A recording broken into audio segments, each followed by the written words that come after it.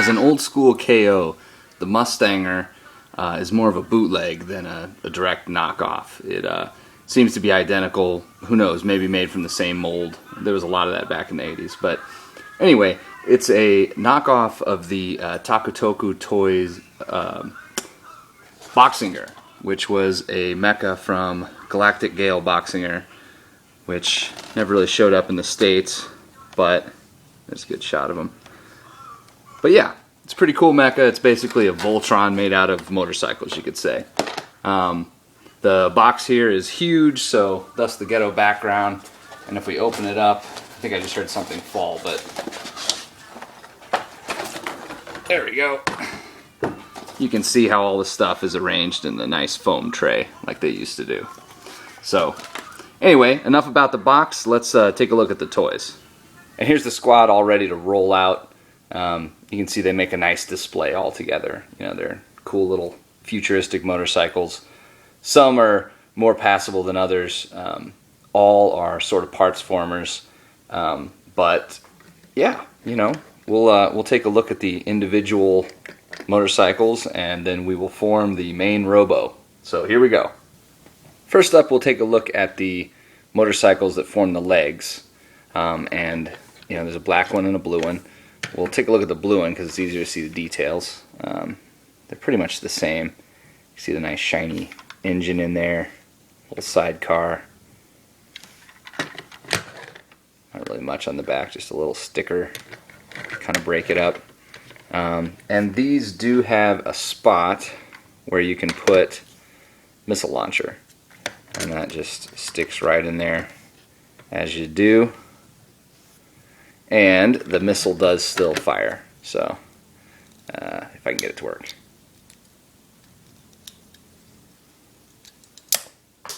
There we go. Fires pretty good too. So nice spring after all these years. To transform it, it's ridiculously easy. You just unplug this front wheel like that and fold back piece like that. So super easy. There's just a hole right there, and then you fold that around. And there's your two legs. Next up we have the ARM motorcycles, and they are much more sleek and sporty looking. Again, still very simple. They roll nice. They do stand up pretty good. And yeah, that's it. They're identical other than their stickers. Some cool laser exhaust pipes there. Transform it, again, it's just a parts former. So you unplug the back wheel like that. The front wheel, because of the spring-loaded mechanism here, you just push this button, fires off the wheel. And then you take your 80s robot firing fist, plug it into the front. So of course that'll shoot in epic fashion. Very awesome. And then it has a shoulder joint that you just plug in like that. And the shoulder joint is pretty cool. It allows a hinge movement like that, and then it's got ratchets. And then the motorcycles themselves have a couple ratchets so they can bend back and forth. And yeah, just do the same for the other one. There's your arms.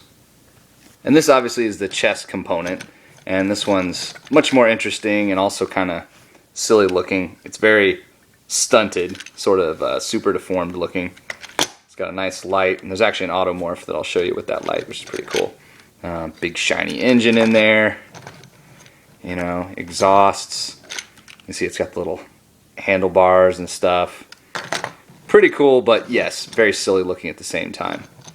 Now, there's much more transformation that goes on with this, but it's still essentially a parts former. You pull off these fenders, unplug the wheels. The wheels we can set aside. Same thing, this front wheel we'll unplug like so. Get in there. You flip the seat down, take off this panel right here.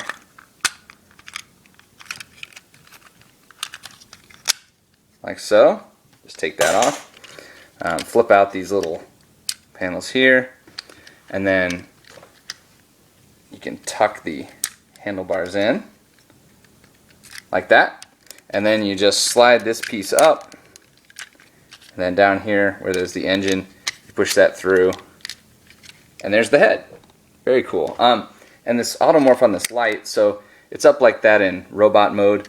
When you push this piece forward to make a motorcycle, it flips around. So that's pretty cool. I'm sure it's just a little simple gearing mechanism in there, but so be it. So there you go. You plug on his crest. It lets you know he's a true super robot. So you just plug that bad boy on. He's got a pair of legs. Oh, before I do that, let me just show you the face here. So not as nicely painted on this version as it should be, but the molding's still there, and you can very much see his old school 80s super robot heritage. Now this is the legs, and that just plugs into where the engine block was. That holds everything together like so. And then you take his little, what were his fenders, and they now become his skirt pieces. And just like that. And just like that. Oops. Okay. Now we got our torso, so now we just got to combine it. So we'll do the feet first, because they're pretty satisfying. Where the engine is, it's actually spring-loaded, and you just plug it into motorcycle like that. And there are little black locking tabs, which if you push them in, it's a lot less scary. So there you go, legs attached.